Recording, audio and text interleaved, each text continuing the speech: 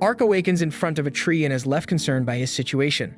After calming himself down, he assesses himself and his equipment and realizes that he's inside of the body of his game character Ark. Recalling that he fell asleep after playing the game, Ark tries out his wyvern slash move and is left astonished by the power behind it. Trying out magic next, Ark casts a simple fire spell that incinerates a tree. Ark then concludes that he's able to utilize all of the previous skills from the upgrade path of his main skill, Holy Knight, which led him to believe he's super strong. Growing hungry and sadly without food or funding, Ark casts a gate spell to teleport him somewhere, but is instead teleported off a cliff he stood close by. Landing safely by a river stream, Ark takes off his helmet to drink from it, but realizes that his head is that of a skeleton. Remembering that he chose the skeleton avatar back in his old world, Ark fathoms that if he entered a town without wearing his helmet, he'd be treated as a monster. The name of the town is Louvierte, and after exploring the place a bit, Ark encounters a woman arguing with an investigator over his failure to obtain the information she hired him for. As it turns out, the woman was an elf, which amazes Ark, but he soon loses sight of her. Later, he finds the town's mercenary guild and upon entering it, tries to acquire a license. Initially, the male receptionist claims that it'd be pointless for him to get one as he appears to be well employed already due to the armor he's wearing. So Ark gives an excuse and the receptionist believes it but informs him that before he can get one, he'll have to pass a trial. The trial entails that Ark must bring back proof of subjugation of one of three things: a beast, monster, or bandit. Wasting no time, Ark leaves the guild. Afterward, Ark slays a couple of boars and then an orc. Carrying the proof of subjugation, Ark spots a group of bandits surrounding a carriage who slays the guards and surround a noble lady and her maid. The bandits take advantage of the noble lady and her maid. We see Ark slaying the bandits and finishing off the remaining bandits with his wyvern slash move. Once the bandits were dealt with, Ark checks upon the two ladies. They thank him and introduce themselves as Lauren and her maid Rita. As Rita and Lauren step into the forest to take care of themselves, Ark loots the bandits' belongings and uses their horses to carry it all. Rita then asks for Ark's name and he introduces himself as a humble traveler by the name of Ark. Back at the guild, Ark turns in his subjugated prey and receives a rune stone from the orc that he slew and is advised by the receptionist to remove them whenever you kill a monster. After a brief explanation of what runes can be processed into, Ark is given his license and he immediately checks into an inn and has the food served there delivered to his room. A single mother named Siona works hard for her two children, Marka and Helena. She heads to the field every morning as the sun rises. Wanting to help their mother, Marka writes a job request asking for help. Eventually, Ark accepts the job, which entails protecting someone as they collect herbs. He arrives at the job destination called Rada Village, and the village's gatekeeper directs him to Siona's home. In the fields while collecting herbs, some shaking in the bushes alerts Ark, and upon investigating it, he finds a wounded green multi-tailed monster. Ark then uses healing magic on it to allow it to heal from its wound. Ark names it Ponta. Back in the village, a hunter is distraught by something he saw in the forest that wasn't the usual fanged boar that would be normally encountered in the forest. As it so happens, Siona arrives back in the village and hears from the gatekeeper that Marka left for the forest earlier that morning with a knight. Returning to Ark's group, they find the Akademi tree in full bloom, and the moment Marka approaches the tree, a giant basilisk appears from behind it. Noticing Ponta's upset behavior toward the beast, Ark deduces that the one responsible for injuring her was the monster. Before the basilisk could stomp on Marka, Ark briskly pulls her out of the way and then avoids its poison fog breath attacks. Analyzing the basilisk's attacks while defending against its paralyzing claws and whip-like tongue, Ark then uses his holy shield of two dates to defend against a petrification attack. After this, Ark uses his judgment attack that slices the monster in half, thereby defeating it. Ark requests that it be kept a secret and Marka understands. Ark then notices a ring around the monster's right ankle that disappears moments after it was spotted. Marka then reunites with her mother Siona, who embraces her daughter, and Ark formally apologizes to Siona for recklessly allowing her daughter to go into the forest. By dusk, Ark and Ponta get ready to leave and Ark is given a circlet of flowers by Helena. Later that night within the forest, a large group of soldiers slay a giant basilisk of their own. The leader is given a status report of the total number of deceased and injured soldiers by his subordinate, and about how a single person managed to slay a giant basilisk single-handedly. Amazed by this feat, the leader surmises that the one who slew it must be either a god or devil. Meanwhile, Ark enjoys himself in his room with Ponta and considers taking on a more challenging quest the next day. Elsewhere, Arian's inner monologue notes how the elf and human treaty is nothing more than a farce at that point in time, and that she seeks more power. It was the encounter with a large man in silver armor that would change her destiny, as she spots Ark with Ponta exiting a cave and prepares to attack Ark. Elsewhere, in Dianto, Triton hears from his partner Celsica about the failed assassination attempt on Lauren's life. As for the beasts that were set loose in Luvir, they were in the giant basilisks, which were both individually slain. The news disheartens Triton, and Celsica asks why Prince Dakirs was targeting the area in the first place. Triton, on the other hand, has no clue. It's also noted that they cannot allow any information to leak that they're in allegiance with Dakirs, or else that would complicate matters with Prince Stekt. Henceforth, Triton orders that the product must be secured and sent to the market, and that Princess Uriarna not become aware of this. Celsica assures that it will be done. Triton then asks about his son Udalan, and Celsica details that he was escorting the product, which Triton scornfully disapproves of. Back to Ark, he's attacked by Aryan and recognizes her as the elf from the city. Aryan accuses Ark of being a bandit, but stops attacking him after she sees Ponta and recognizes her as a spirit creature. This clears the suspicion of Ark being a bandit, and Aryan discloses that she heard that bandits that were located there were hunting elves. Ark informs Aryan that no elves were found in there, and then learns from her that elves are sold for a high price on the slave market. Before Aryan runs off, Ark tries to offer his help, but Aryan flatly rejects the offer and runs off. Warping into a place that he had suspected was close to the elven forest, Ponta then senses some presence nearby. It turns out it was a young elven girl trying to escape from her captors, but is soon caught.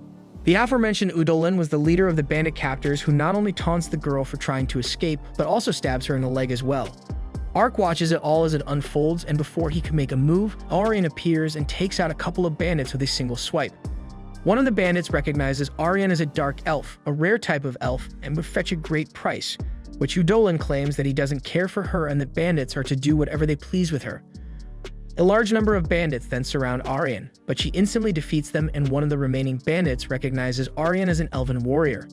Once Aryan takes out nearly all of the remaining bandits, Aryan is caught in a pinch when Udolan takes one of the elven girl's hostages. Seeing an opportunity to help, Ark appears behind Udolan and uses his armor lariat attack against him, which KOs him. The remaining bandits are then dealt with by Aryan. The elven captives were rescued, and Aryan notices that the captives wore mana-eating collars. Aryan explains that it suppresses their ability to use their spirit magic. Ark casts Uncurse on one of the elven girls and then heal the wounds on the girl. Aryan summons her spirit creature, a whispering foal, to relay a message about the rescued elves. Eventually, a couple of cloaked elves arrive at the scene and pick up the formerly captive elven girls. With the elven girls out of the picture, Aryan recounts the skills and abilities that Ark displayed and demands to know who he really is, but Ark assures that he is no one of any importance.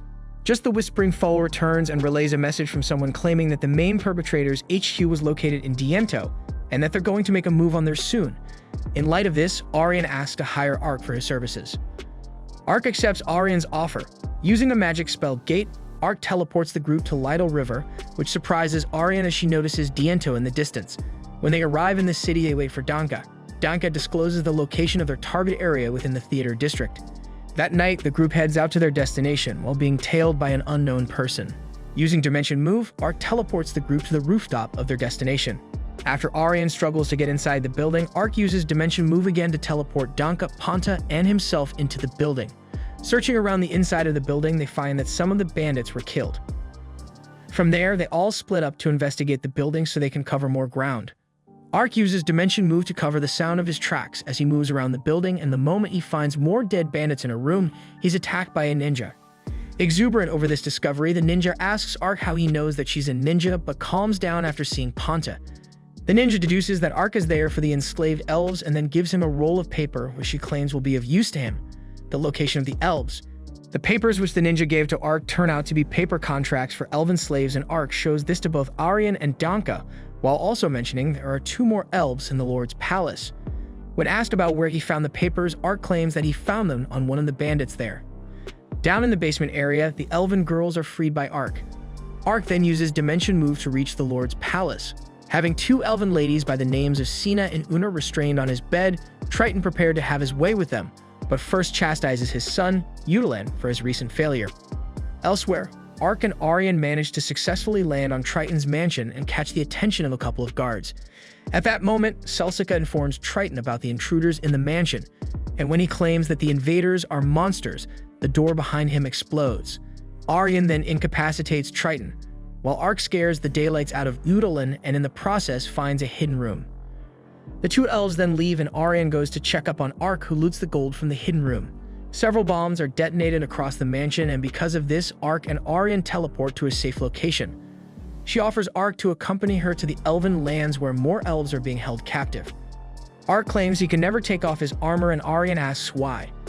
Hence, Ark takes off his helmet and shows Aryan his true visage and a brief explanation of his past, claiming that he's suffering from a curse that has his appearance transformed. Deducing that he's not of the undead and placing her trust in him for helping her out so far, Aryan claims he'll be welcomed in the land of elves. Furthermore, the Elder may be able to help him change back into his original form. To that, the two formally introduce themselves and shake on their newly formed relationship. In Olav, the capital of the Rodent Kingdom, King Carlin holds a meeting with his children, Princess Sekt and Dockhairs and Princess Uriarna, about the recent events surrounding Triton.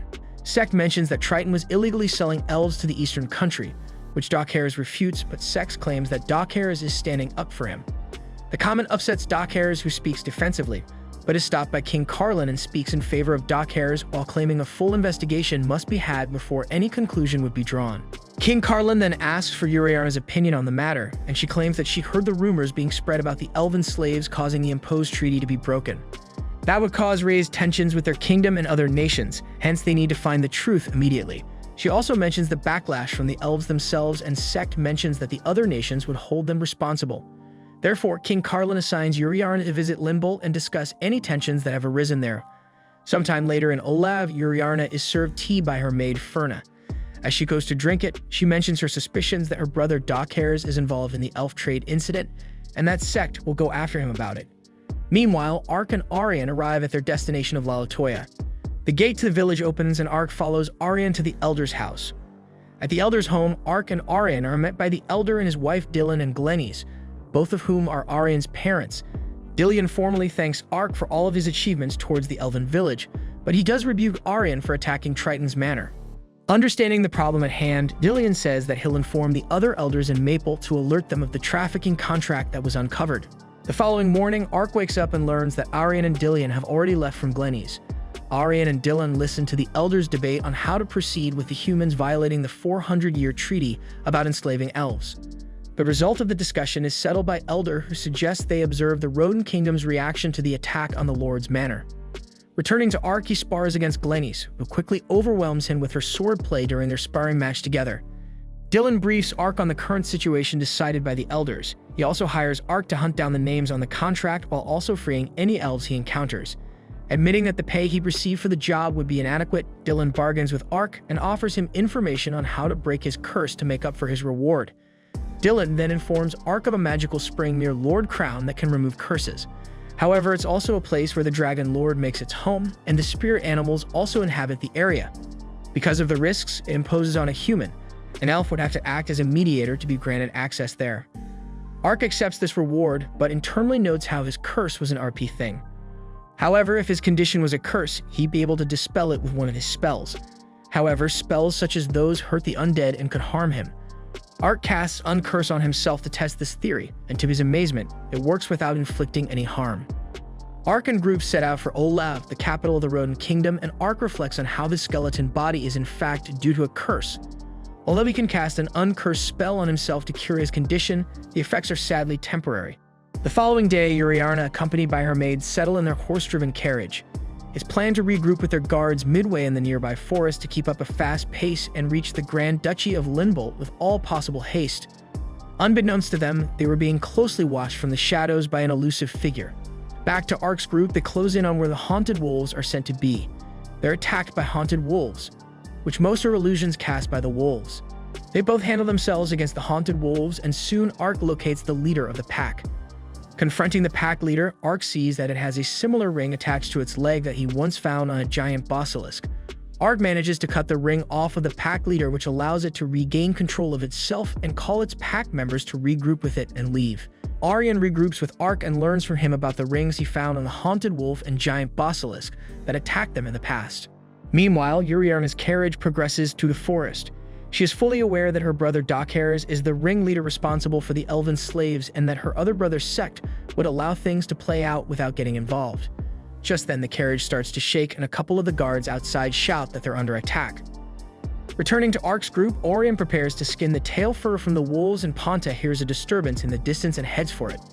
Ark follows him and Arian stays behind to prepare the wolf's tail fur. At Uriarna's carriage, both Uriarna and Furna are slain by one of 6 hooded assailants, and one of Uriarna's guards was an accomplice. Just then, Ponta, followed by Ark, arrive at the scene. As Ark examines Uriarna and Furna, the assailants launch multiple fire, beretta, and rock shot at Ark, who is invulnerable to the attacks. Assessing whether or not he should cast a spell to revive both Furna and Uriarna, Ark is shocked to see that the haunted wolves from before attack the assailants. Ark joins the attack and they manage to take out a few of them, while the rest escape from the scene. Once that was all settled, the wolves take their leave and Ark decides to cast regeneration on Uriarna, Furna, and as many of her guards as he can. While Ark does this, Uriarna briefly regains consciousness. Ark regroups with Arian, who had finished her personal task, and they continue forward. Finally, at Olav, they nearly get involved in a fight between a young lady and 3 angry men who are easily dealt with by the young lady, who turns out to be the ninja girl. Chiome thanks Arian and Ark for freeing the enslaved people back in Diento and introduces herself as a member of the Jinshin clan's 6 ninjas. They then change their location to a room in an inn, and there Ark introduces himself and Ponta, while Arian introduces herself. In the royal castle, Prince Terlahir throws a fit about the haunted wolves that stop taking orders. Another man there named Centurion speculates that the rings on the wolves may have been broken somehow, and that Uriarna is likely to be alive. This would pose a severe problem to Terlahir's plans to stop the negotiations between the elves and her. Terlahir then asks who the perpetrators were, and Centurion responds that they were likely elves and would have eventually arrived in Olav. Meanwhile, Ark and the group walk through a forested area, and Chiome informs Ark that the founder of her village wasn't a beastman, but a human named Hanzo. She reveals that Hanzo was once a spy for the Revlon Empire who took it upon himself to take an underprivileged beastman in his care and train some of them too. Reaching their destination, the largest slave market in Olav, Etsat Market. By dusk, Chiome goes over the plan and asks that both Arian and Ark act conspicuously, and then make a quick escape when they're done. Chiome admits that she doesn't believe that everyone involved in this will be able to escape. Ark then asks if Etsat is a decoy, and Chiome confirms it by mentioning the other 4 slave markets in Olav will be targeted. Chiome goes off to notify her comrades, tells Ark and Arian that the assault on the market will take place that night, and advises them to prepare themselves. Ark dons a new mask, and they're soon met by Chiome and her companion Goemon. It's decided that Arian and Shion will attack the front, while Ark and Goemon will attack the rear. Wasting no time, Ark and Goemon approach the back gate, and Goemon casts Stone Smasher on himself to help Ark break through the front door. Inside the place, Ark takes out several guards, and Goemon casts Arm Bracer, which transforms his body into hardened steel that breaks the weapons of those who attacked him. Taking advantage of the situation, Goemon casts Rock Spear Strike, and Ark adds to it with his Rock Fang. On the opposite side of the fort, Chiome and Arian manage to get past the front gate and head toward the market. During the night of the attack on the Etsat market, Terlahir in Cetrian's safe haven learns from the said person that the market is under attack, as well as 4 other slave markets as well. Terlahir demands that reinforcements be sent to the places under attack, and notes his frustration about his situation. At the Etsat market, Chiome, Arian, and Ponta infiltrate the place, and a couple of guards soon accost them. The guards are quickly dealt with by Chiome's ninjutsu Liquid Wolf Fang. They then reach the cells where the slaves are held, and Chiome announces herself as part of the Jinshin clan who's there to rescue them all. As Chiome opens some of the cells, more guards arrive and are swiftly dealt with by Arian.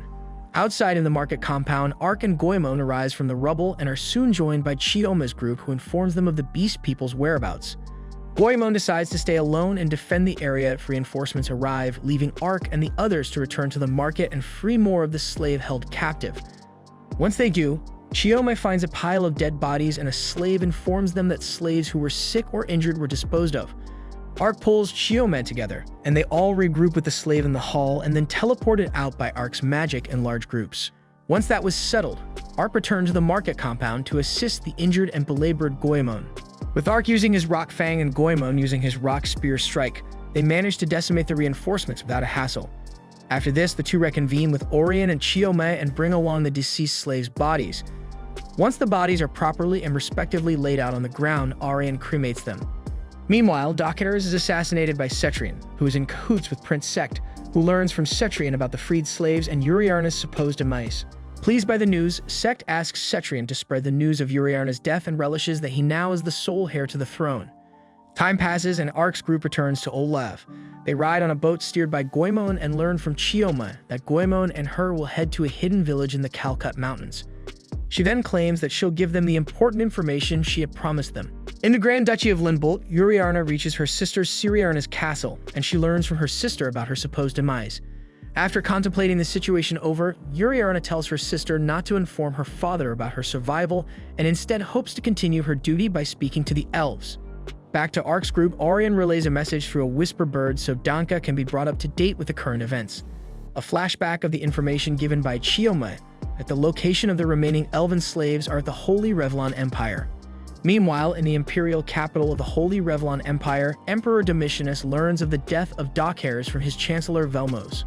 Although pleased by the news that Uriarna is dead, Velmos informs Domitianus that the rings they provided to Terlahir were broken, and that a third person is involved in killing the princess.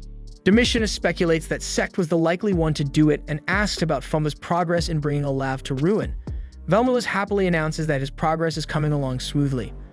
In a barren wasteland, a flock of sand wyverns flies in the sky and Ark becomes super excited by their presence. Meanwhile, someone is watching and taking notes on Ark. Arian discloses the plan on how they'll reach the Revlon Empire. Arian claims that unlike the Rodent Kingdom Elven, slavery is allowed and her being an elf is notably disconcerting. They're then approached by the person spying on them before. He introduced himself as Karsi Held, an elven monster researcher. Karsi then requests that they help him with his research on monsters, and Arian flatly refuses, but Karsi offers them a map of the Revlon Empire as a reward for their services. Karsi informs the two to meet him at the town entrance the next day. Ark then asks for information on the sandworm they're hunting, and Karsi elaborates on it. Arian then notices that the cart behind them is gone, and then the sandworm in question appears and is considerably bigger than expected. Spotting Karsi's companion by the broken cart, Arian tries to rescue him, but is ambushed by the sandworm, so she tries to exploit its weakness to fire with a fire spell. However, her attack against it was futile, and the sandworm tries to attack her, but Ark manages to save her in the nick of time, allowing her and Karsi's companion to retreat to a safe location. Taking advantage of the situation, Ark pulls the sandworm out from the ground and using his immense strength, slams it to the ground. Once the sandworm was knocked out, the attached ring disappeared. Later that day, the sandworm is tied up and brought back to the town. There, Karsi gives the two their reward. Meanwhile, an unnamed man from Revlon reports to Fumba as he fondles a couple of women by his side about the recent number of missing people. Fumba then shows the man the monster he has in store for the next attack and feeds one of his women to it. Arriving at the border town of Kasek, Ark figures they finally arrived in the Revlon Empire, the place where the captured elves were being imprisoned in. Because of the tight security in the vicinity, they decide to ask around town while trying not to draw attention themselves. By dusk, Ark reviews what he's learned, that noises are coming from the castle, and that people from the town have mysteriously disappeared over time. However, there's still no word about elves being held captive there. Before Ark and Ponta regroup with Arian, they hear a woman screaming and find a lady in an alleyway being confronted by a trio of men. Ark arrives at the scene and deals with the brutes. That night in his fortress, Fumba learns from the three men who tried to capture the lady in the alleyway of their failure, so he feeds them to his white tiger monster. Outside of the fortress, Ark and the group proceed toward the fortress. Once inside the fortress, Arian locates a hidden stairway, and as they walk down it, the pungent smell of beasts is noted. At the bottom of the stairs, the two guards guarding the solid iron gate are swiftly dealt with. Ponta then finds another iron gate that Ark opens, and behind it, the group finds a massive underground space with pillars all around the area. Fumba then arrives and notes that he came to investigate what was alerting his monsters. Fumba introduces himself by his full name and job title, Monster Sorcerer.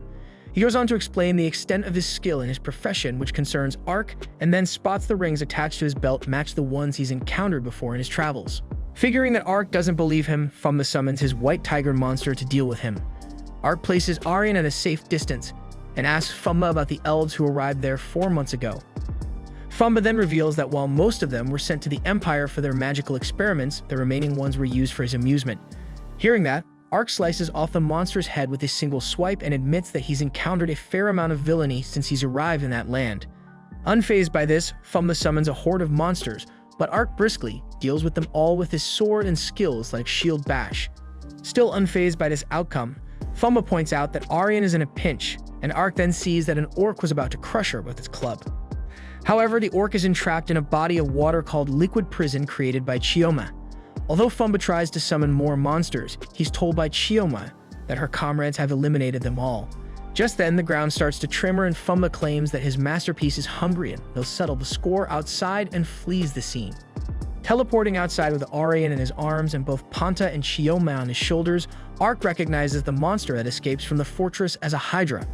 Ark notices the rings on the Hydra that emerge from the fortress, and Chioma suggests a tactical retreat. However, before they can, the Hydra fires straight at them. Fumba watches this through the Hydra and relishes his victory over Ark's group. Fumba sends the Hydra to Kasek to feed upon its inhabitants. Meanwhile, Ark and Chioma are shown to be both alive as Ark's shield magic protected them.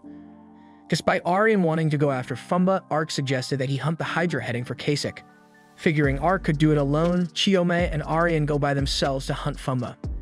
In the Holy East Revlon Empire, Dominoes gives Emperor Domitianus an update concerning the Destroyer of Nations, and the Rings of Submission created from the analysis of Fumba's sorcery are nearly complete. The Hydra was closing in on Kasek, and the city guards raise an alarm as the head guard ordered preparations for an evacuation. Catching up to the Hydra, Ark uses his Wyvern Slash to catch its attention and follows up with a Shield Bash. An astonished Fumba witnesses this as it plays out, and then Ark dodges its Flame Breath with a Dimension move, but one of the heads bites down on him. Despite the other heads about to fire off fireballs at the entrapped Ark, he defends himself with his magic, and in the process, the head that entrapped him is destroyed. Using his Judgment skill, Ark destroys 3 of the Hydra heads only for them to regenerate. Teleporting to a safe distance, Ark prepares to use a magic spell he's never used before and summons Ifrit to face off against the Hydra. Elsewhere, Panta leads Aryan and Chioma to Fumba's location, and he was amused by Aryan's presence, figuring she was there to become his. Fumba tries to possess Aryan with his monsters, but she kills them before he can. Chioma also scars his back, revealing he had a special spell Crest Seal on his back that helped him control his monsters. Fumba warns them that the Hydra is now out of his control and will kill everyone in the city. Aryan then assures Chioma that everything will be alright because Ark is down there to fight against the Hydra and then proceeds to incinerate Fumba with her flame sword. Back to Ark's side, through the combined efforts of Ark and his summon, Ifrit, they destroy the Hydra. Once Ark regroups with Aryan, Chioma, and Panta, a whisper bird sent by Danka arrives and conveys that Princess Uriarna has met with one of the great elven elders Fangas. The meeting between them was to settle the matters between their respective kingdoms. Princes Sect and Dakhairs are mentioned as conspirators with the Revlon Empire as well. Princess Uriarna promises that if the Revlon Empire invaded the Elven lands, the Olive Kingdom would help defend them. Fangas agrees to these terms and shakes Uriarna's hand on it. Returning to Ark's group, they walk down a dirt path. Ark and the group talk about the coexistence between humans and elves. In the kingdom of Olav, Cetrion reports to Prince Sex that Princess Uriarna survived and her negotiations with the elves were a success. Considering the possibility of a double agent, Prince Sex brushes this off and claims an alternate path to achieve their goal will be taken. In her room, Uriarna believes that she died once before but was brought back to life to fulfill her angel's wishes. News of the deaths of the Hydra and Fumba reach Domitianus, who considers it no loss whatsoever and is curious to know who slew the Hydra. Meanwhile, Ark unintentionally reveals his face to Chioma and is then filled in on Ark's condition. It's decided that after they reach Lalatoya, Aryan will guide Ark to Lord Crown. Excited about that trip, Ark also asks to see Chiome's hometown and she sheepishly agrees.